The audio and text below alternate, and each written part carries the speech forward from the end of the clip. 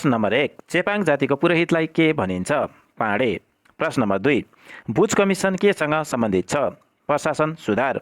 प्रश्न नम्बर 3, आगो र पानी खण्डकाव्यका लेखक को हुन्? बालकृष्ण सम। प्रश्न नम्बर 4, नेपालमा सर्वप्रथम स्थापना भएको संरक्षण क्षेत्र कुन हो? अन्नपूर्ण संरक्षण क्षेत्र, विक्रम सम्वत 2049। प्रश्न नम्बर 5, डोय राज्यका संस्थापक को हुन्? नान्यदेव। प्रश्न नम्बर 6, अमाली प्रथाको खारेजी कहिले भएको हो? विक्रम सम्वत 1968। प्रश्न नम्बर 7, सङ्गीतको उत्पत्ति कुन वेदबाट भएको हो? सामवेद।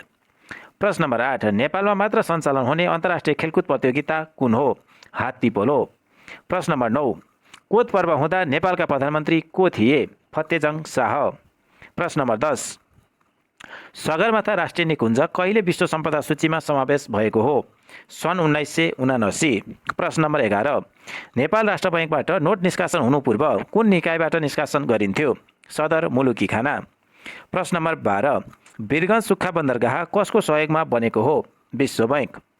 प्रश्न नम्बर 13, राणाहरूलाई एबिसी वर्गमा विभाजन कसले गरेका थिए? चन्द्र शमशेर। प्रश्न नम्बर 14, सी वर्गका राणाहरूलाई उपत्यका बाहिर निष्कासन गर्ने प्रधानमन्त्री को हुन्? जुद्ध शमशेर। प्रश्न नम्बर 15, ग्याला भन्ज्याङ कुन जिल्लामा पर्छ? गोर्खा। प्रश्न नम्बर 16, गौरीशङ्कर हिमाल कुन हिम श्रृङ्खलामा पर्छ? रोलवालिङ। प्रश्न नम्बर 17, राणाकालमा मुन्सिहानाले के काम गर्थ्यो?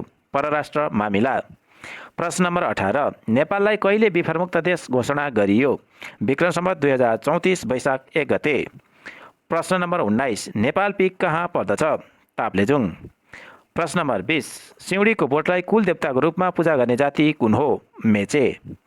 प्रश्न नम्बर 21, सर्वप्रथम भ्याट लागू गर्ने देश कुन हो? फ्रान्स, सन् 1954। प्रश्न नम्बर 22, धिमाल जातिको पहिलो चलचित्र कुन हो? उनी। प्रश्न नम्बर 23, मकै पर्व कहिले भएको थियो? विक्रम सम्वत 1977। प्रश्न नम्बर 24, पुरे नवा दरबार कहाँ पर्दछ? बारा। प्रश्न नम्बर 25, नेपालमा कमैया मुक्तिको घोषणा कहिले भएको हो? विक्रम सम्वत 2057 साल साउन 2 गते। प्रश्न नम्बर 26, स्नातकोत्तर उपाधि चाहिने संवैधानिक पद कुन हो? लोकसेवा आयोग। प्रश्न नम्बर 27, नेपालमा शिकार आरक्षको सङ्ख्या कति रहेको छ? 1 वटा, ढोरपाटन शिकार आरक्ष।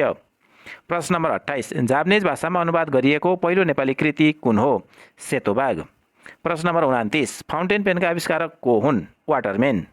प्रश्न नम्बर 30, दक्षिणी ध्रुवमा पुग्ने पहिलो नेपाली को हुन्? भुवन सिंह विश्वकर्मा।